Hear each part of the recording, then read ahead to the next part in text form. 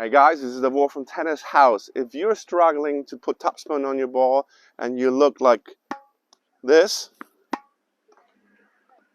then this video is definitely for you because you're going to learn how to roll that ball and put some topspin on that ball. I'm going to give you 2 mistakes that players usually do which will not allow them to hit topspin. And please turn the notification bell on, subscribe to our channel, and share our channel with all your friends. Alright?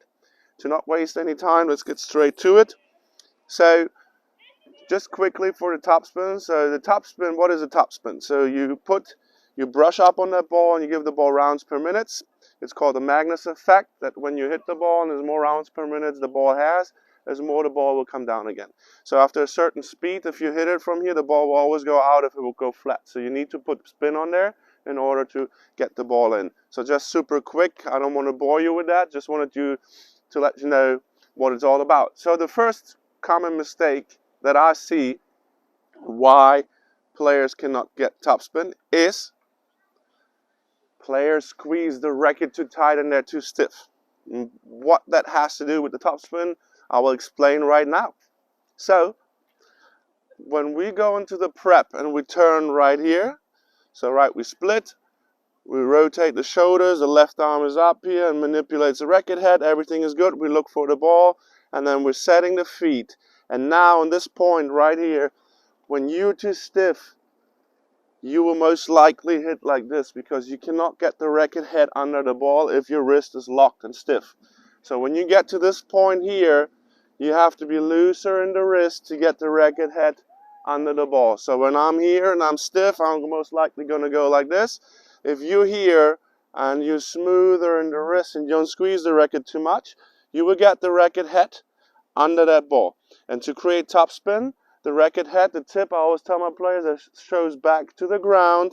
If I draw an arrow in here right now, and then when you hit the ball, you hit below the equator of the ball and brush up. So I always tell the players, if you look here, we have those diadem balls. If you look at the diadem here, you aim below the equator of it, with the racket head being in this position, the butt kept pointing forward up, and then you hit up and brush up on that ball.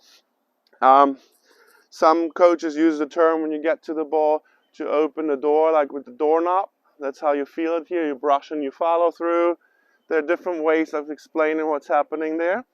And I like that. I use that as well, like with the doorknob, and then you follow through and go up. So this is one mistake. So you have to be looser.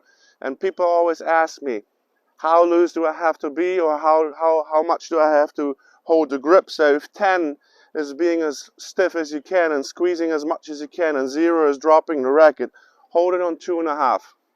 And if you have problems to be loose, remember when you warm up, you can always take first the pinky finger off and you swing and hit a couple of balls, and take the ring finger off and swing and hit a couple of balls, and then the third one, take the middle finger off and just hold the racket with 2 fingers. So that will give you an idea what loose is, and you will see with barely having any fingers on the racket that you can still hit the ball pretty powerful over, which most of you probably didn't think. Alright, let's get to the second point. The second point and the second mistake players do besides being too stiff is, they're too robotic. What I mean with that is when I understand that I just started playing golf and I feel the same way, so I can relate to it, and it's not easy to be, relaxed and smooth in the motion. So when players get to here and they actually start and have the racket head up, they still go hit like this, and it's all kind of in sequences. It's very important, and that plays hand in hand with being relaxed when you hear that you just don't drop your arm. This is the mistake. Players just drop the arm and hit then.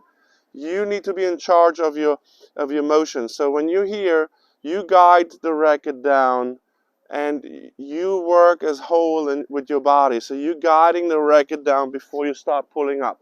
Because if you go here and just drop the racket and hit, that's not going to work. And very, very many players do that. They go to here and then they're too robotic here. So when you turned, you need to smoothen you need to have a smooth motion to bring the racket down, and then you go and roll it up. That's very important. And as I said earlier as well, these kind of things happen because You need a lot of repetition to get that down, and you need to start to be relaxed, and all that happens with experience. So get out, practice, keep those two things in mind, that you have to be loose, and that here when you drop the racket that your whole arm helps you to get under it. And you're going to have it way easier to create some rounds per minute on the ball, and you're going to have it way easier to create some topspin. I hope the explanation helped you a little bit to understand what you need in order to do to get the better topspin. And if you like what we do, please subscribe, turn the notification bell on, and share the video with some friends. And the next one is coming very soon. I appreciate you guys, and thank you for watching the video.